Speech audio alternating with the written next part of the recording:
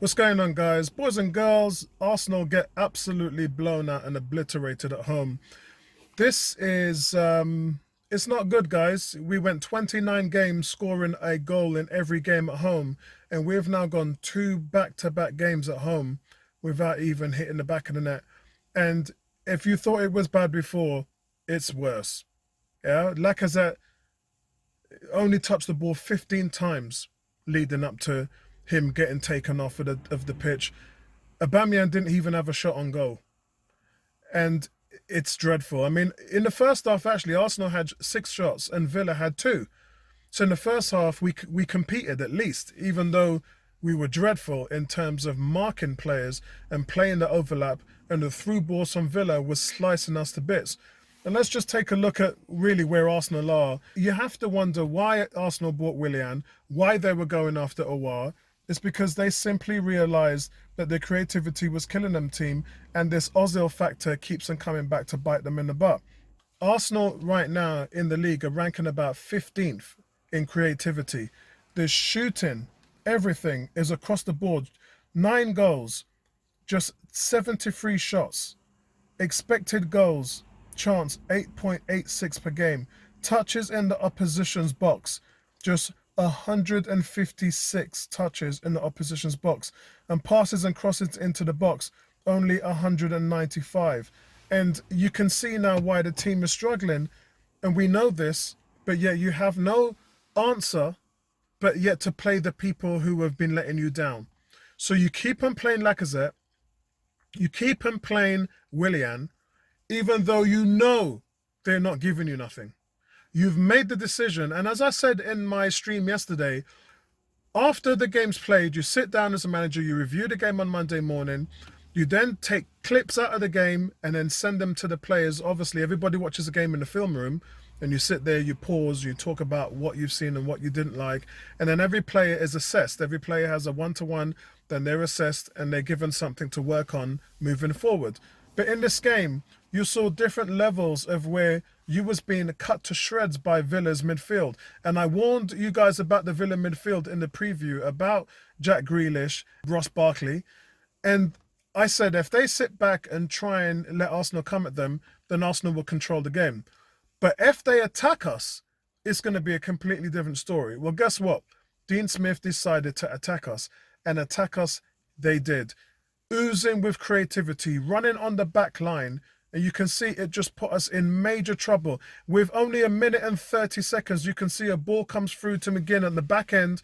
He easily slices and dices, and then their midfielders are running into the box. There's already 3 Villa players playing in a triangle, and they have another 3 players in the box. So they're already attacking with 6 players and a 7th already pushing up into the box. And the Arsenal players just don't do a good job of tracking. They then go through the flanks. Ceballos doesn't pick it up. Not only does Ceballos doesn't pick it up, but Holding doesn't pick it up the run either. And then we go into where Gabriel mispasses a ball. It then gets played behind him, so Gabriel's out of position. You can see Ceballos here trying to run back, but time and time again, Villa was just attacking. A long ball gets played through here. You can see, before this long ball gets played, Nketiah is actually looking back at Pepe saying, don't let that guy run in behind you. Now, Pepe's already 5 or so yards off the player, but the players already made the run. Nketiah runs to join the support in the back 4. Pepe doesn't even make an attempt to follow the guy, and the gap was 5 yards. Now the gap is 15 yards. Pepe is still seen trotting, but he's 15 yards away from the guy. He's picked up the ball behind Nketiah. He plays the ball into the middle, and it's a great run in there. Gabriel obviously didn't track that as well, because Gabriel could have darted in front and then stopped that from going in, but he too is too late. All the balls that was being played in behind, we were just easy. We were slow to react, failed to track any of the runners, and time again we were just getting exposed. And it's almost everybody. I mean, the protection that Ceballos was offering was 0. Gabriel got caught out of position playing too far up the pitch, and again he got exposed. Holding got exposed on the overlap and balls coming through. Pepe wasn't backtracking, and there's a whole host of issues and problems that were pailing us at the back line, and we just couldn't deal with it. And that is the level of Villa's midfield. That is just, and look, not every midfield is that good, guys.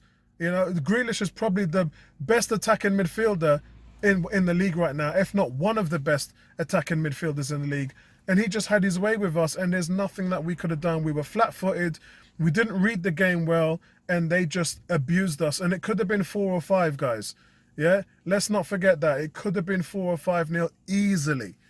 We did not even compete. We didn't even score a goal. And listen, remember in my preview, I said that Villa, before this game, were the only team to not allow a goal in away from home. And this is now another game that Villa has not let in a goal. It's another clean sheet. And I heard somebody, I think it was G, was talking about Martinez has got more clean sheets at the Emirates this season than Leno. I mean, it's just embarrassing now, guys. Not much really to say, and they've got 2 weeks for this to sink in and go through the process of watching what went wrong.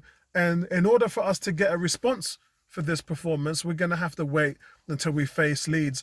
And that's Leeds away from home, then we've got Molde away from home. And it doesn't get any easier, guys. You know, Spurs is in this running as well, so is Wolves. It's not going to get any easier for you. And that's just the nature of the game at the moment. Arsenal looking like a mid-table team, scoring like a bottom relegated team, and their league position right now is mid-table. And this is after 8 games. Now remember, last season, after 8 games, we were 3rd. And Guendouzi was a huge reason for that. Ozil was obviously playing as well. Maitland-Niles was starting every game. Right now, those 3 players, one has gone on loan, Ozil's being dispatched from the team, and poor Maitland-Niles ain't even getting on the field. Yeah, he ain't even getting on the field. You're looking for a guy who you can put on Grealish in the midfield to try and stamp him out. Nothing.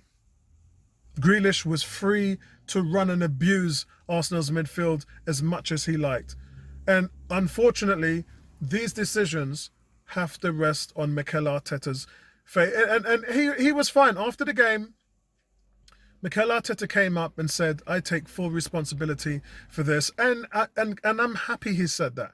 If he started batting it away and giving us some shoehorn rubbish and excuse, then I would be fuming. But what he did is he took it on the chin and he said, it was my decision to play the players. It was my decision to cope with the tactics, and I take full responsibility for it. And that is good, because he's going to have to report this to Vinay and Edu. He's the man that is going to have to say, here's why it went wrong. This is what I did wrong, and this is what should have happened. And when you guys hear me say, if nothing changes, nothing changes. And if you continue to play Lacazette and you continue to play Willian, at the moment, you're hoping those two come alive, right? But game after game after game after game, they're giving you the same punishment. They're giving you the same lack of intensity, giving the ball away, poor ball retention, hardly any shots on target, no creativity every single game.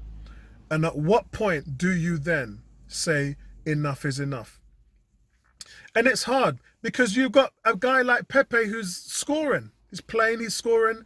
Yes, I get the defensive deficiencies. I talk about that all the time. And when I've told you guys that I prefer Reece Nelson to play that position, all I hear is you guys moan. You moan all the time. But Reece Nelson is that guy, that box-to-box guy on the flank who's going to cut back, defend, run into attack, dribble past players. How many times did we see Arsenal players take on defenders yesterday? Be honest. Reece Nelson is one of those guys that can do that for you. He can go past defenders. So can Joe Willock. Yeah, where was Joe Willock? Wasn't even on the bench. Could you imagine? Could you imagine if you were Joe Willock? You've given these back-to-back games where you're slicing and dicing defenses, and your manager on Thursday night said, that's what you need to do to get into the team. That's the type of effort and display I want to see from you. So what was Willock rewarded with? He was rewarded with a pat on the back, and he didn't even get on the team sheet. How dejected must you feel if you're Willock, if you're a 21-year-old who's done everything you possibly can? The midfield is where we're not getting anything. We're not getting no goals. We're not getting any assists. We're not getting nothing from the midfield at the moment. This guy's got 2 goals and assists. And what does he have to show for it? Nothing. No appearance. It's easy for them to say that Nelson was injured, and I get that. Yeah? But it's easy for them to cover that up. But you can't cover up Willock. I mean, Pepe, Willock, and Nketiah, in my opinion, should have started. There's no bones about it. And if you don't start them against Leeds, because it's not only putting progressive players in there, guys. That's not what it's all about. It's half of it. It's half of it. But what it's all about is you as the boss sending a message. Yeah? Last year, you benched Lacazette. Nketiah came in and done wonders for the team. That is sending out a message. This isn't sending out a message. Putting the same players in there who were doing nothing for you is not sending out a message, Mikel Arteta. So what you need to do in the next game is you need to drop those players who are not getting it done for you and then give them 15 minutes. Yeah? Give them a substitution appearance in 15 minutes and give them a reason for you to choose them in the game after. That's how it's done. Don't start them and hope they're going to turn things around. Bench them and then tell them, look, I'm going to give you a chance. I'm putting you on now in the 70th minute. Show me why I should start you. And let them do it that way. Because this way is not working. This way is failing you, my brother. And remember, most of these players failed Wenger, failed Emery, failed Ljungberg, and I've been saying it for nearly a year now. They're going to fail you. They're going to cost you your job. They are going to let you down because that's what they do. And until you change those players, nothing else is going to change. However, pamper the expectations. There's the hand signals. Yeah? Set your expectations with realistic goals, guys. And this is a message to the fans. Yeah? Understand where this team is. Look at the table finish last year. We finished 8th. Not 7th. Not 6th. Not 5th. We finished 8th. And we're in 11th right now. So I'm asking you, what is your realistic expectations? In the next couple of games, we're going to review the top 10 points. How much points do you predict the team's going to get in the top 10? And I can't wait. Because man there that said 20, you've already lost. Because there's 8 games gone, 2 more games to play, and the most points you can get is 18. And guess who said 18? Me and Bertram. And that's if you win your next 2 games. If you don't win your next 2 games, you're not even going to get that. So here we are, guys. Yeah? Can't lie. Numbers don't lie, guys. The numbers don't lie. And I just want to say this Ozil thing is, not only is it coming back to bite you in the butt, but it's slapping the shit out of you. This Ozil thing is flapping your face right now. Bath, bath. You're getting slapped up because of what's going on with this Ozil decision. And it makes you also wonder again why they were trying to get Aouar in. And this is the Willian decision. The decision to bring Willian into the team was based on his ability to create. How's that working out for you at the moment, Arteta?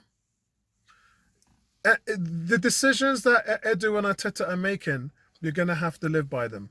And you've done some great things. You've bought the team a spine. And you bought them Gabriel and Partey.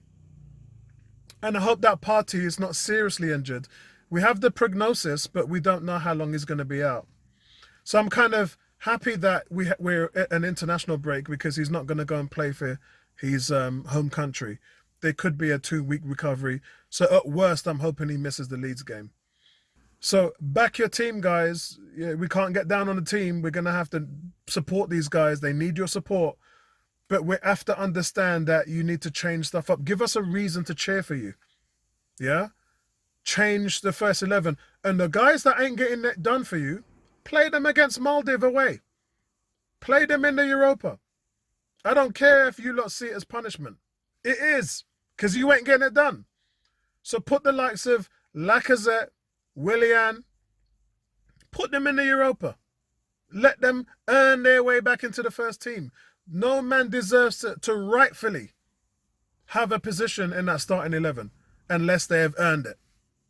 And that's what you have to do. That's all from me, guys. Rant over, and I'll catch up with you and see you in the next one. Again, international week, so it's going to be a little bit quiet. So we'll try and catch up with you guys where we can and see this thing through. Outside of that, take care. Speak to you guys soon and try and stay healthy and stay COVID-free. Peace, I'm out.